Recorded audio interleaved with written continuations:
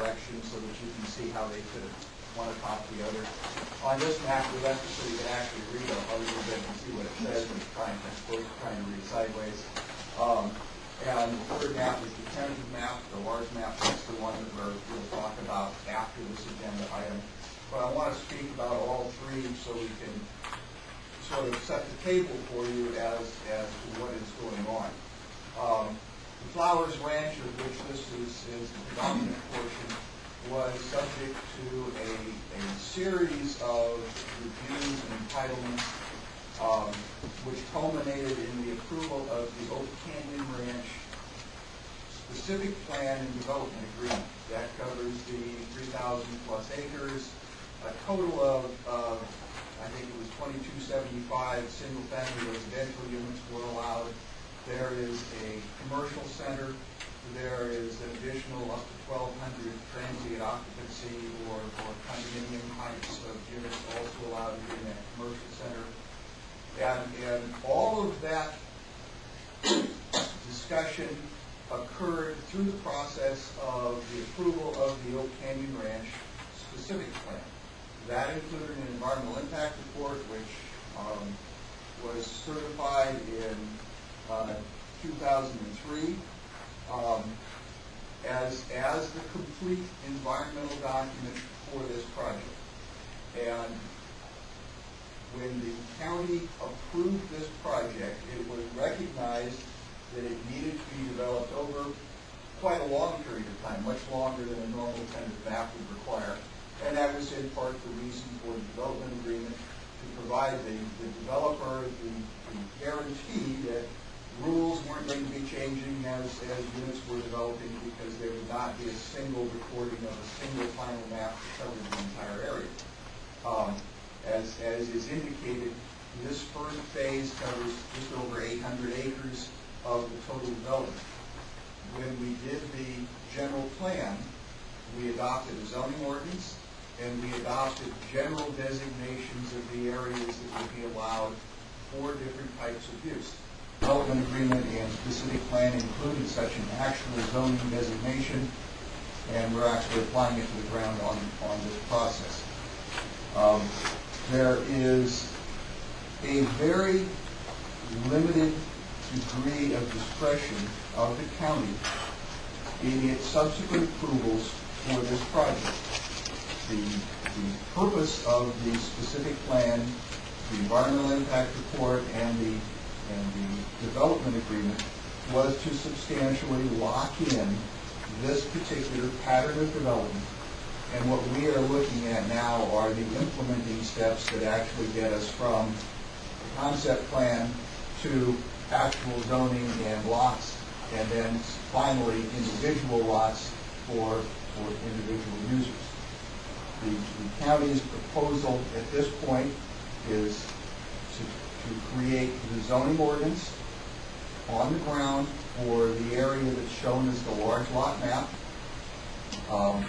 and then create the large lot parcels, which basically unitize that 800 plus acres, so the developer can deal with, as they choose, either phases within their own development, or if they want to have a master builder come in and take a phase and create a particular style or design of development, they have the ability to do that.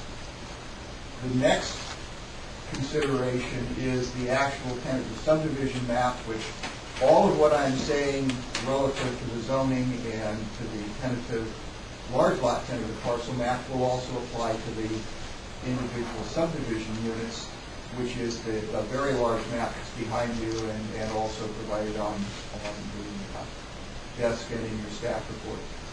Again, the decisions relative to the allowable density and the approximate location of that density were substantially made when the board approved the master plan.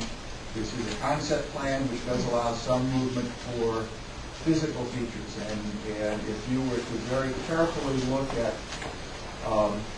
you actually can't see most of the changes that have occurred, because the developer, in dealing with areas outside of the area you're considering today, has looked at items such as drainage, wetlands, archaeological resource areas and have made adjustments to their maps that we will be seeing in the future to avoid exactly those problems that have been identified generally on the maps, but not down to the gnat's eyebrow, so to speak, on the ground.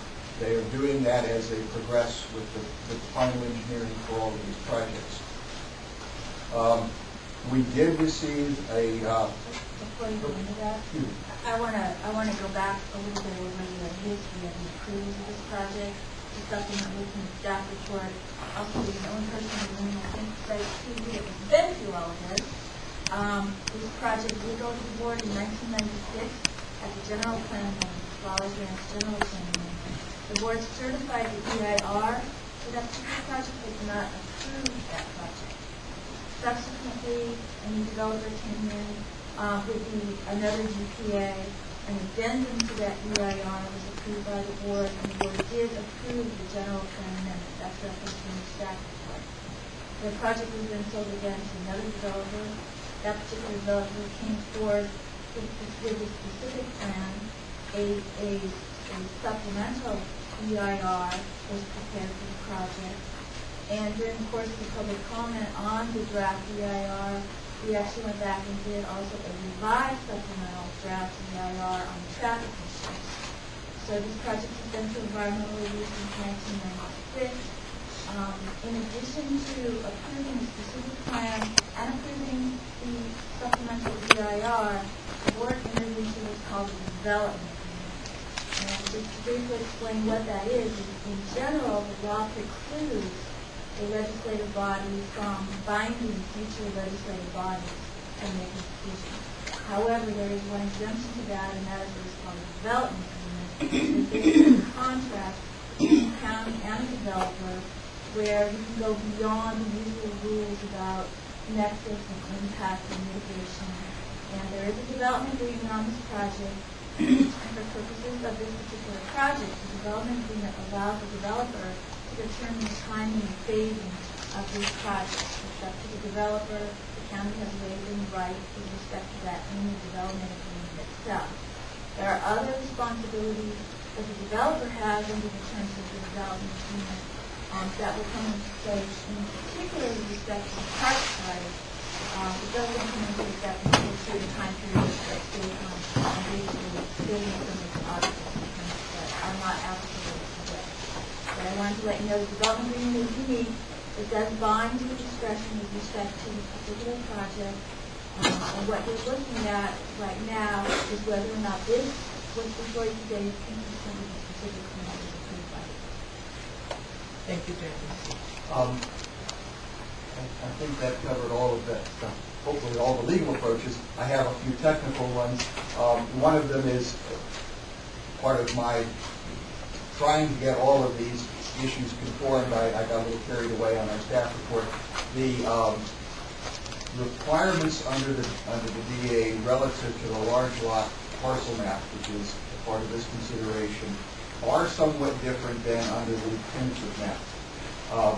The tentative map creates small parcels, and they can be very small depending upon what the individual project is.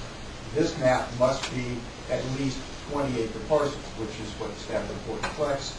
I also included requirements that they conform to water and sewer requirements. That is, in fact, not a requirement at this time. The large lot map does not require that, and it's set forth as such on the development agreement. So we will be withdrawing those recommendations. They do apply at the tentative map stage, which is the actual using portion. So it's not a problem. It's just a technical correction. The other side of that technical correction is I did carry over a 20-acre minimum parcel size on the tentative map. So let me make sure that gets deleted, and if I don't state it again, that has to come out. It's the tentative map, it's the parcel sizes as shown on the map. So I believe at this point those were all of the items that I needed to correct. The developers here to represent them, and if they've missed anything, I'm sure they'll point it out to me, and we'll probably come in. All this deletion, whereabouts in this are you talking about? It's way into the recommendations on the staff report. Hang on one second. It's on the conditions. It should be probably conditions about 4, which would be environmental health conditions. Those are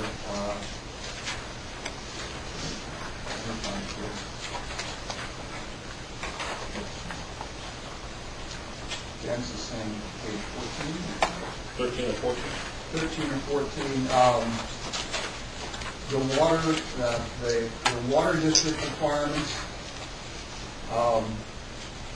and the same thing, the fire protection district requirements. Those actually will be implemented at the time of the tentative subdivision map. Those can be dropped from this as requirements. I do have one other letter. I have a supplemental letter from the Public Works Department. Again, it only corrects the specific language. I use generic language relative to the requirements of the roads. That will supplement this report and makes very minor corrections just relative to the specifics of the county code, which is generally referred to. Again, the applicant at this time is not really proposing to build these roads relative to the large lot map. They will probably be secured through bonding. The construction will occur at the tentative map stage, which again is consideration. So all you got to do is just carry out a couple of these things before the people. Yeah, when we get to the motion, we'll drop off a couple of those items. I think you can be called. Thank you. I apologize. I appreciate that.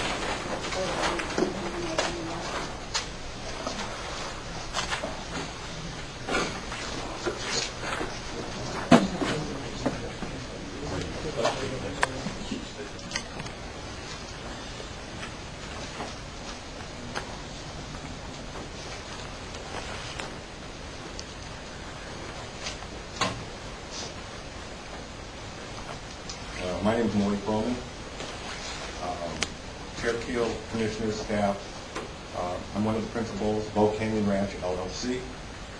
We're here today to request that the Planning Commission approve and recommend to the board that they approve zoning amendment and tentative parcel map 2007-25 and tentative subdivision tract map 2007-49. First, I'd like to thank staff for all of their hard work in getting this item to you today.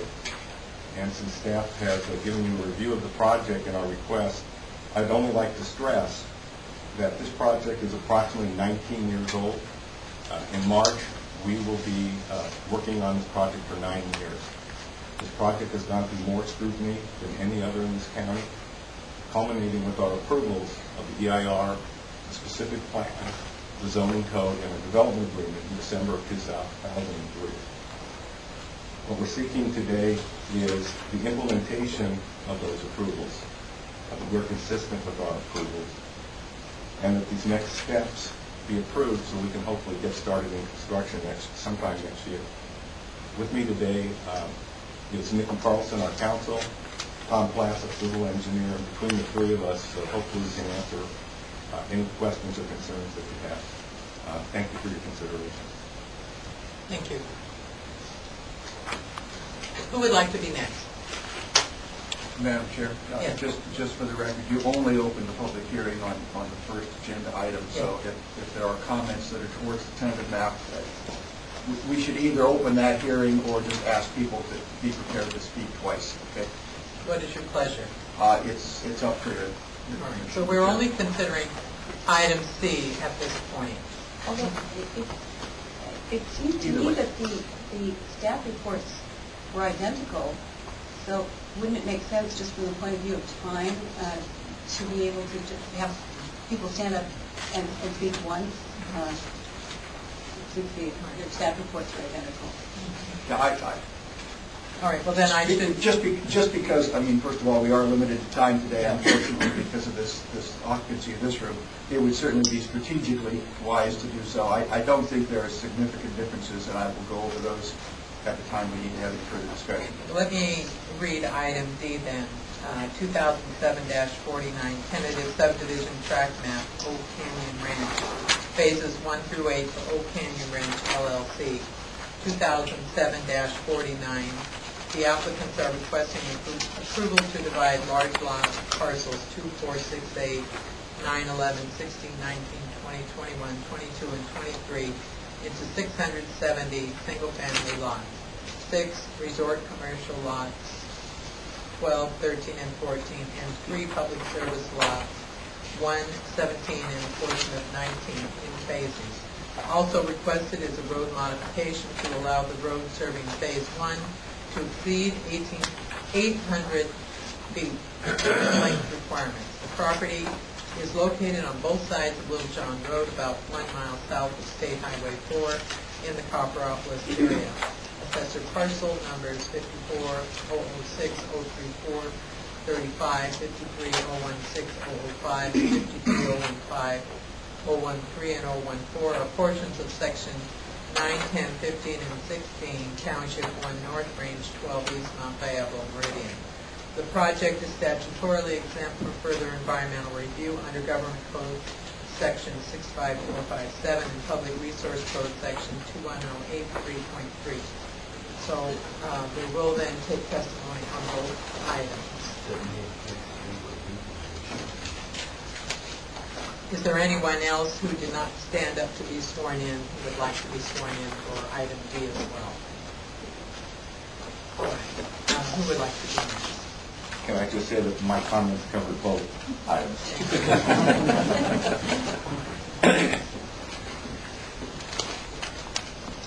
Hi. Good morning. San Andres. Please state your name for the record. Diane King, Thank you. San Andres. I don't know if you're planning on closing the public hearing today. I would ask that you not close it until we hear Mr. Kearney's comments, just to be fair. We're going to continue. Okay. That was number one. Number two is when they wrote up this development agreement, did they include anything in connection with affordable housing, since we are talking about a relatively large area of Calaveras County? Yes, they are repaying an affordable housing fee. They're not intending to put any in? No, they are paying $500 for each of the 2,275 residential units and $500 for each of the 400 permanent occupancy resort units. But they're not actually going to put any in? That is what the development agreement requires. Oh, okay. Thank you. Thank you. Who would like to be next?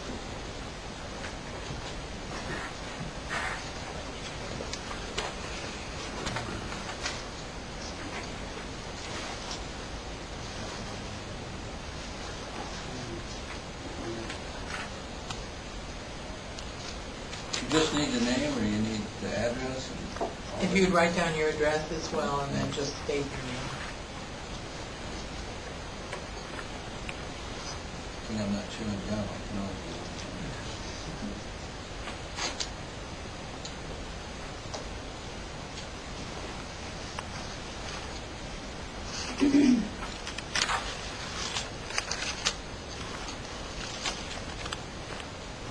My name is Jack Fortner, and pretty much all I have are questions. First of all, I'd like to know, this is an amendment, so what I would like to know is what's changed from what was approved previously and what this amendment is seeking. It's not clear to me. But it talks about numbers of acres and what have you, and I'm wondering what the previous approval was for those same criteria.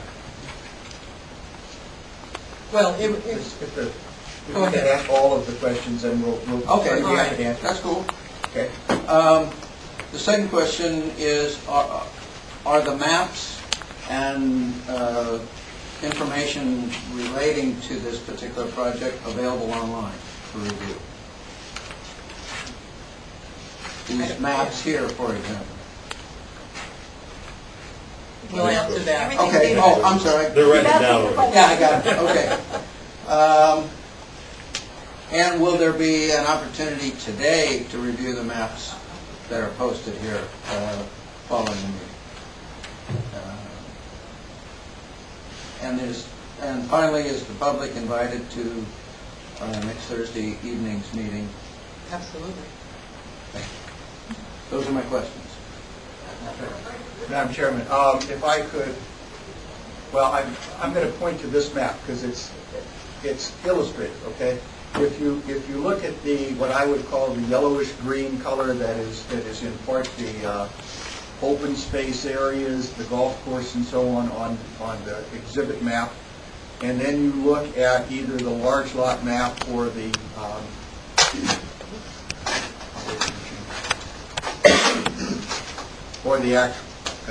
actual tentative map, the areas are approximately the same.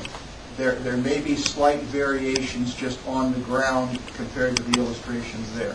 The tentative map, the specific plan adopted a general designation of the 5 areas that we're talking about zoning: the open space, the residential, the community, and so on. If you look at the community center, that's right in the center. That's the sort of a medium.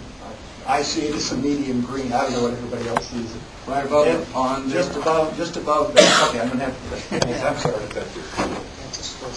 Oh, it's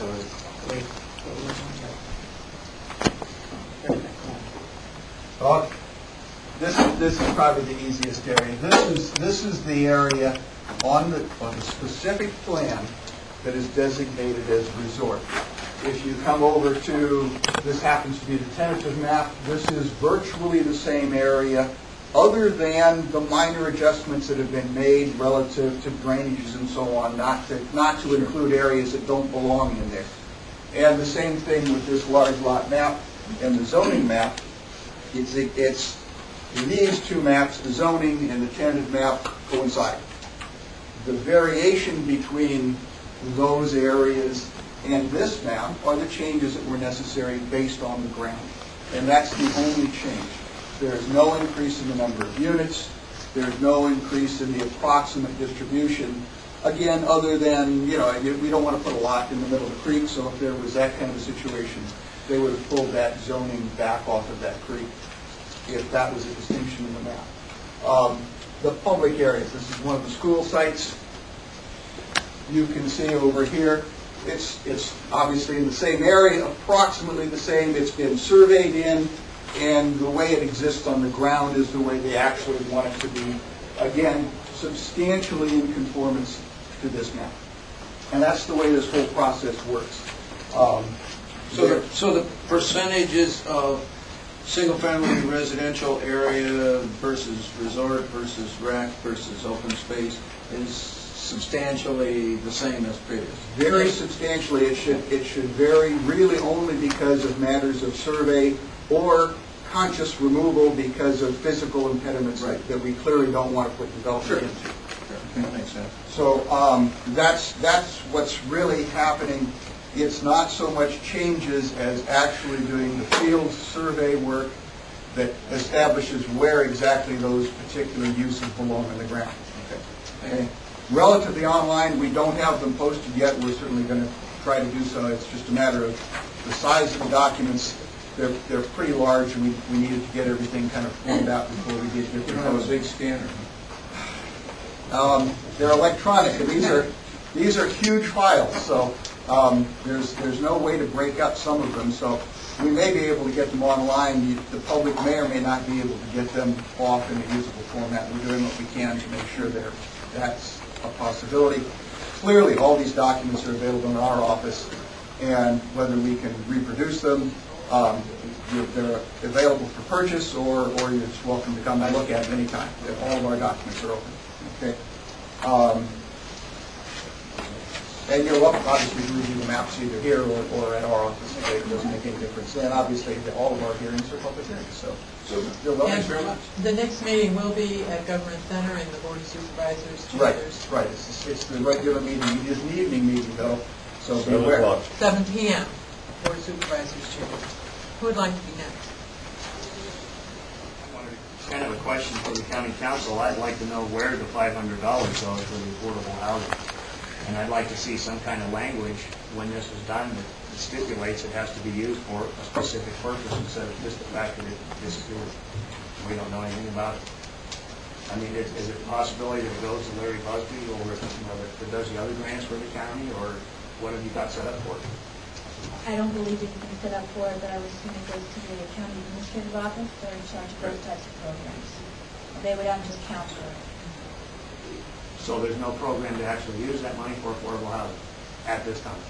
We have not, well, there are a number of programs the county already has established for affordable housing, rehabilitation, and so on. The money is possible to be used for that, or it could be a separate program that's created through the county administrator's office. But they are the ones that have administered all of the county's housing funds, and depending upon when and where they get funds, obviously that's when they will create those programs. I would just like to see the planning commission make sure that that happens, and there's specific language that they approve that it gets put to where it needs to go, instead of just vaguely that these people pay it and who knows what happens to it. Thank you. Next. I do.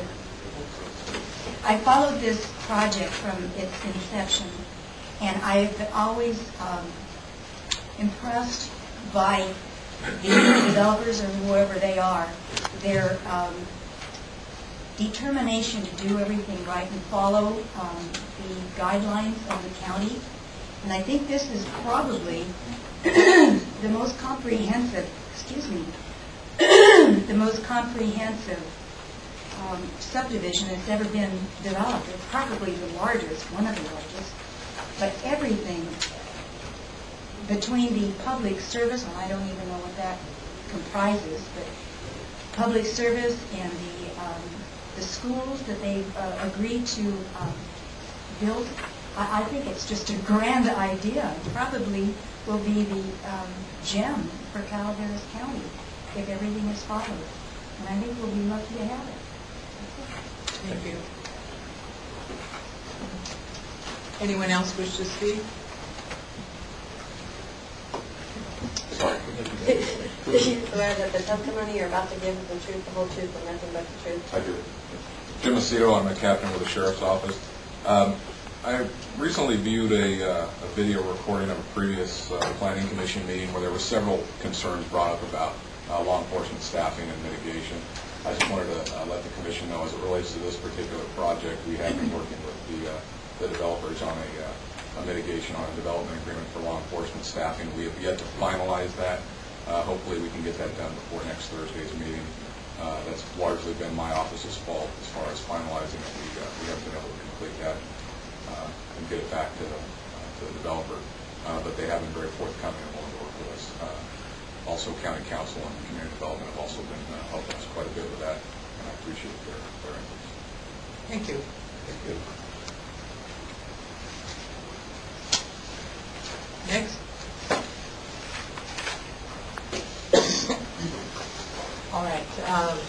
Madam Chairman, Yes. just for the record, Councilman Cook has filed a letter with us that they are continuing to work with developers relative to their concerns, and they have nothing to add at this point. All right. Then may I have a motion to continue this public hearing? So moved. Continue this until next Thursday, yeah. Okay, second. Discussion? All in? We're just discussing whether we're going to pass this motion. This is just on to continue it. I don't have any further. All in favor? Motion passes. And this public hearing is continued for a week. Thank you for all showing up. This is great. I love this eyeball to eyeball. Did you have a question, Yeah, Holly?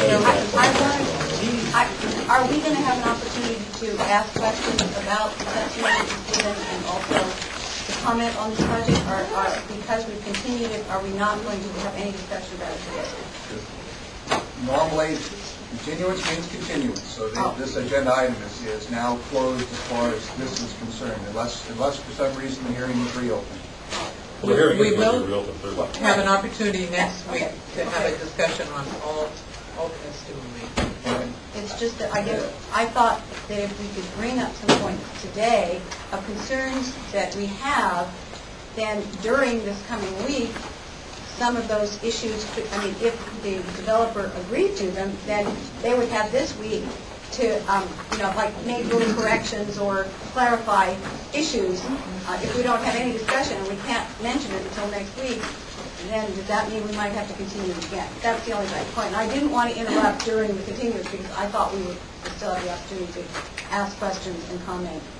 Well, you can always discuss it with staff and have them research the issue before next week and then bring it up in our discussion. So I would encourage all commissioners, if from anything we've heard today, that you need additional information, let's get it this week. Absolutely. Through staff. Okay. That was also one of my problems, Holly, that I had a lot of questions to ask just about the area and what's going on, if it's together, if it's not together.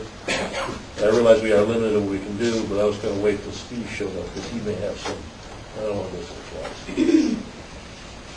All right, so is everyone here clear on the action that we've taken? And we'll see most of you, I hope, next week. All right. Okay. Well, these planning websites and that sort of thing. And there are some pretty standard procedures, which I will say I think in general we follow. And because I do think that we owe it to the public to make very clear what our policies are. For example, there's a man who came in today who's left now, but he clearly had never come before, and he didn't know about the availability of staff reports. He didn't know that he would make his testimony and then responses would be given at the end. And so then, we have to re-educate each person. It seems to me that if we did have, and it doesn't have to be a book, but we had a document which outlines what, what the format of the meeting is and what the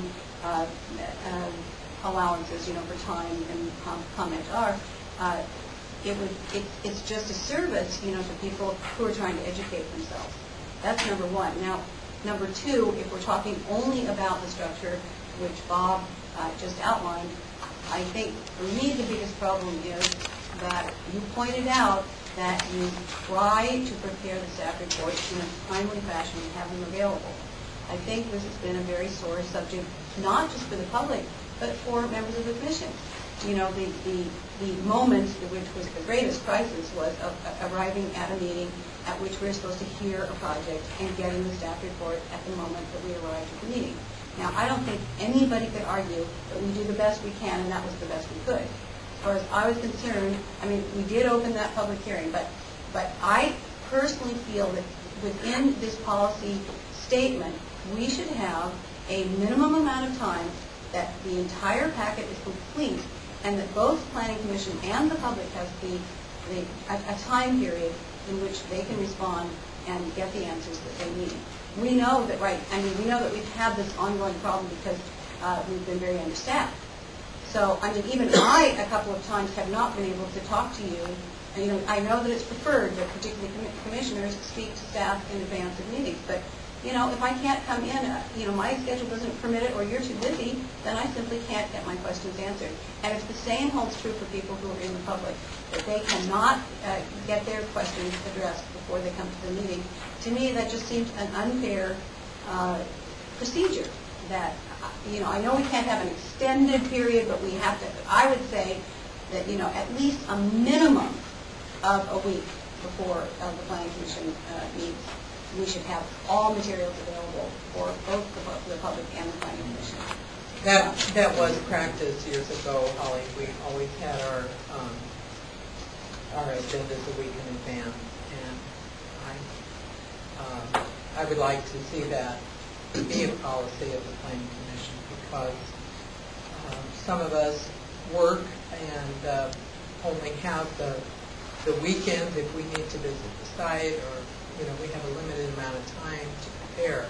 And when we get the staff reports on a Monday or Tuesday prior to a meeting, then that is not allowing enough time. So, I hope that is something that we could adopt as a policy, that the staff reports have to be in our hands with complete reports prior to the meeting. Well, you know, in that same line, a good example is coming in here today, and there's this pile of documents, and a map. If we had made a decision today, it would have been without the benefit of any of this. Because none of us had time to sit down and take an hour or so to read through all these documents before we made a decision. So it's not fair to us or the client in order to make a presentation, or the public, or say client, I meant both. But yeah, that's just, I feel awkward coming in with a whole bunch of papers and trying to make a decision based on those papers that I haven't read. Well, is that some direction you'd like to give to staff as a commission policy then? Well, Suzanne, is it, I don't know how something like this is a discussion, you outlined, what's the procedure when somebody comes with a project. Now, when we have a session like this, which I think is a reasonable thing to have from time to time, what about the public right now? Can the public, if we want to give staff recommendations, is it appropriate to have the public comment before we give our recommendations? Sure. And also, there is another part of it which I would actually like to address. Maybe you don't call them policies and procedures, I don't know, but I mean, activities which are within the purview of the planning commission, or ways of conducting our business which haven't been mentioned. If we said, well, we would start by just discussing the strict, procedural calendar, or whatever you want to call it. But I would hope that we would invite the people who are here. I assume some of them came to speak about their view of how we should conduct our meetings. So if we could do that, and maybe include at the time that people speak again, so we don't have people getting up numerous times, if they have issues which don't quite fall. We all got an email from Catherine Jackson, who's not here today, in which she amplified a bit. Oh, you didn't? No, you didn't. No, You didn't? Oh dear. Okay. Well, I mean, we can go over. I can't give it to you because I've written a whole bunch of notes on it, so I don't want to. But Did you bring? You want to read it over and hear back? Sure, not yet. Well, what I had suggested is if we discuss the meeting format first and get that out of the way. I mean, I sense that there are not huge problems with the way the meeting is conducted. I think the only thing that, the area that we need to discuss is, the project proponent speaks, the public speaks, the project applicant has a chance to rebut, and then we have, at the public's request, added, let the public speak last, which I think is appropriate, and I think that I'm sensing that's what the commission wants as part of the format. Is that right? right. But the issue of, for example, the policy on when documents should be. Yeah, we'll discuss that. Okay, that's not part of the meeting format. You're saying meeting format, just what happened. Yeah, I'd just like to from 9 a.m. move that along. If the meeting format is there anything that you would like to change in that, the way that we conduct the meeting, the public hearing? Well, again, I kind of agree with Ted's comment about the public hearing. I guess, and maybe the council has a response to this, but we had that incident a few weeks ago. Diane was the person who wanted to stand up and speak after the public hearing was closed. And so I'm wondering, when we close the public hearing and then it's brought back to the commission, I guess my question is, could we have the public hearing and then, then Suzanne says, well, is there anybody else who wants to speak? And nobody says anything. Okay, then she brings it back to us. Okay, so then we have a discussion. Is it possible to leave the public hearing open until we're ready to accept the recommendation or deny it? So that if something comes up in our discussion, which somebody feels is very relevant, that hasn't been previously addressed, I mean, if it gets out of hand, we could reconsider it, but it seems to me that that's appropriate, that if somebody has a response to something we've said that hasn't previously been addressed, but is part of the discussion, that there's nothing wrong with that person getting up and just saying, clarifying it, or saying, stating, like citing some other statute or whatever, clarify. So can we make that decision about when the public hearing is closed? Yeah, I don't know of any reason not to. you can do that, but you need to close the public hearing before you take a vote on the project. Right, okay, well, that's, Well, you know, I that's don't think something anybody that- has a problem with that, but. That's something that has always bothered me, is that we sit here and say nothing during the testimony, then we close the public hearing, then we start to talk, and they can't talk. Right. I can see where it could get out of hand, but I'd like to try that too and see, because oftentimes something, I'll see people in the audience and they give me a look like this that they don't really understand, but they can't get up and say something, you know. So, you know, if the commission's willing, I like that idea, because I don't like that we have a discussion and sometimes we'll ask the applicant questions to clarify, et cetera, and yet the public hearing is closed. If it turns into total chaos, well, then we'd have to reconsider. But I think, I don't think that should be the case, you know. Yeah, sure. I think that's a great idea because I've seen that same place where people have closed the meeting, talked about a few things, and all of a sudden there's a lot of questions out there in the faces. And they should be answered. If it becomes a forum again for some thing they don't really like, and it's not to the parent to what's going on, then or they single out somebody to get after it because they said something they didn't like, then I can see where it could be a little bit of. Yeah, well, I mean, I don't believe that's happening. you know, I've never seen, it's not like it's No, a personal not at all. attack or anything. Not at all. And like, I mean, Suzanne's the chair now, maybe the chair will change, but I think she's done an outstanding job of you know, of being a parliamentarian and reminding people if somebody just keeps going on and they've made their point and she says, would you please bring your comments to a close? Or if someone gets up and starts repeating Right. something which has just been said, it's perfectly appropriate to say, we've heard that testimony, could you limit it, you know? And I've never heard anybody object to that. You know, as long as we're treating people with respect and we're listening to all the points which need to be raised, and as you say, if we have a problem and it gets to go on and we don't accomplish what we need to, then we can reconsider, but there's no harm in giving it a try. Fine tune it a little bit. Okay. Anything else on the actual format of the meeting itself? You don't like, think needs to be tweaked? Just only one thing I'd like to have is a couple of breaks once in a while. Well, you need to pick me. I shall do that. I usually need one myself. Actually, Like now? No, not right now, but there has been time. right now. Actually, Madam Chair, one of the things we ought to talk about, assuming we're going to have ongoing night meetings, and this is just for the discussion, and it's really relevant to today's discussion where we had a limitation on time. We need to announce, and there is no good protocol, I will tell you. I've seen lots of commissions do it in lots of different ways.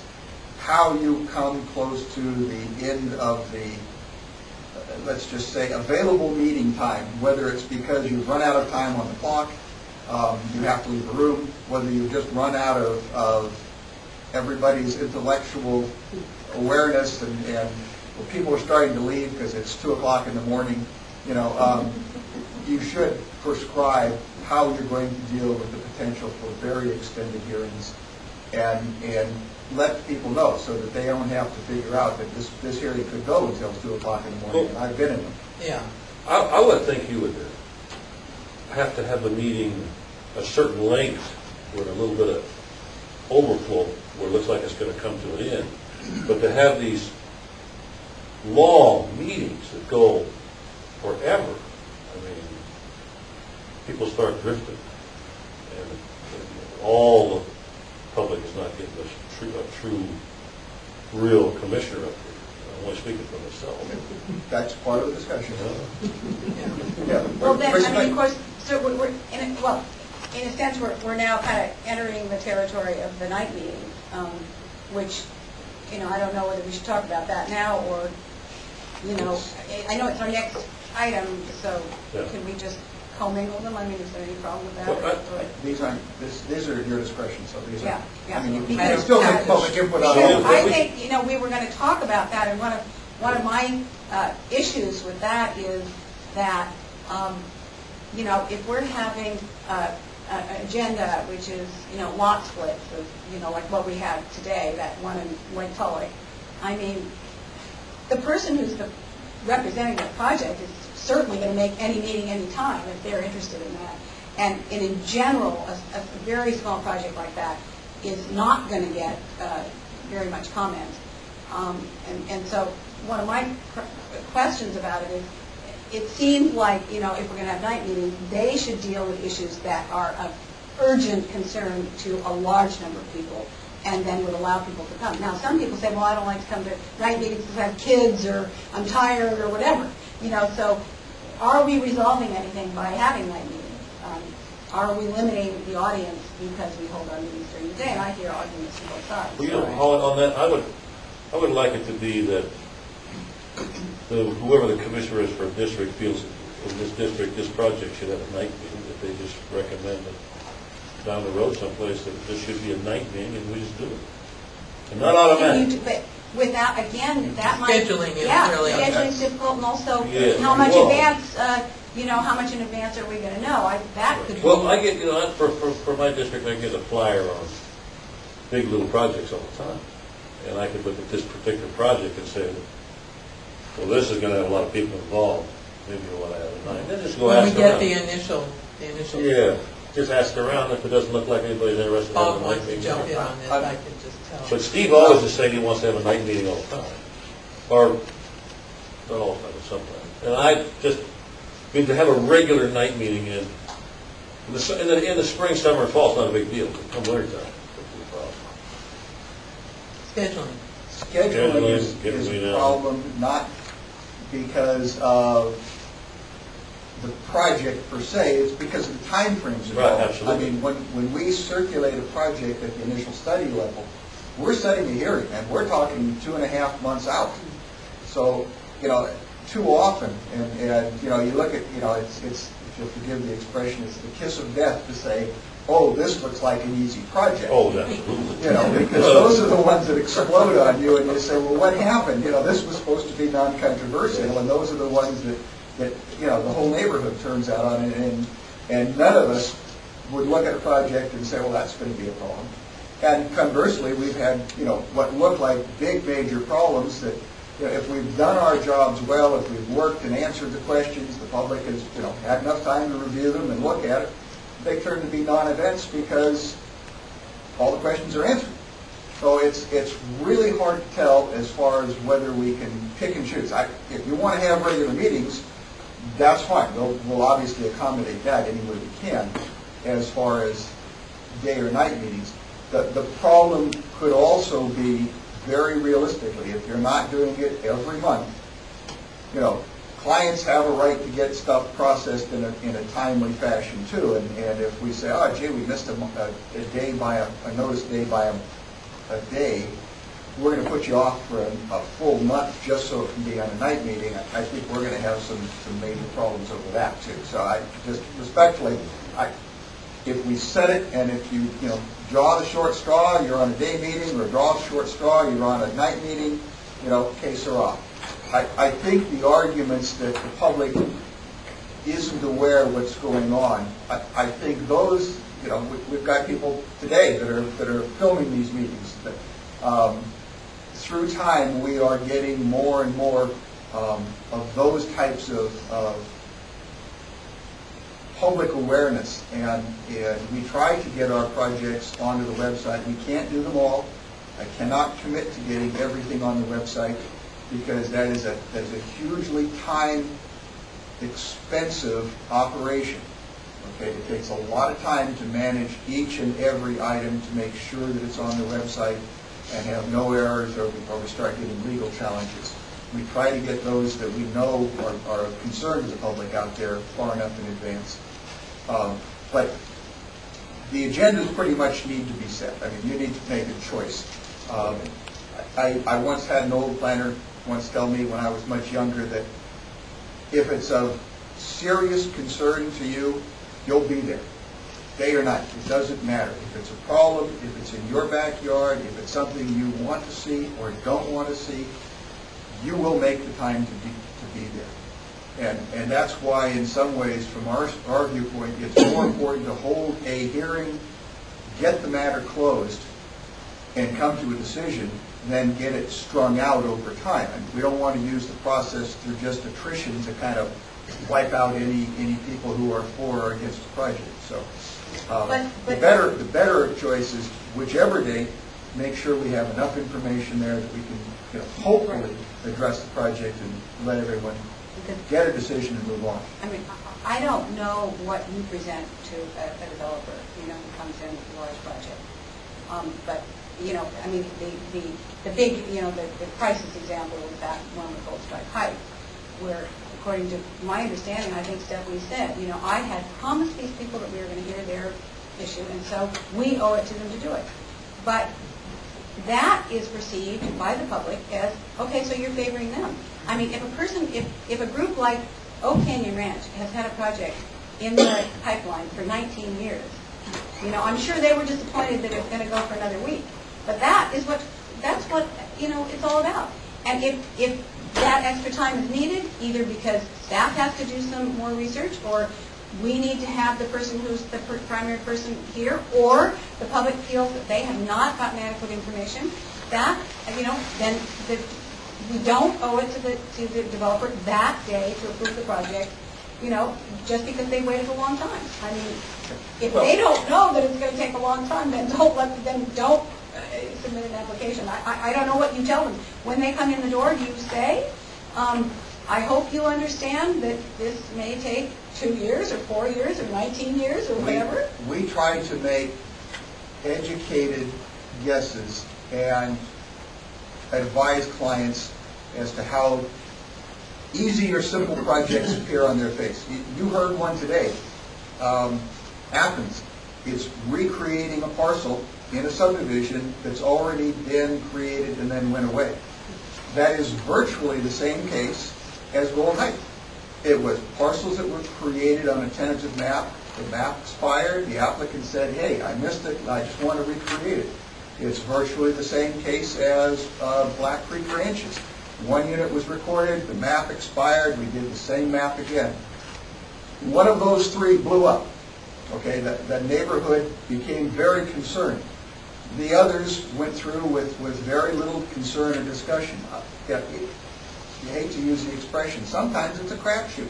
You don't know whether these things are going to be easy or hard. And we try not to string people out saying, we'll tell you when the hearing is 2 days before the hearing.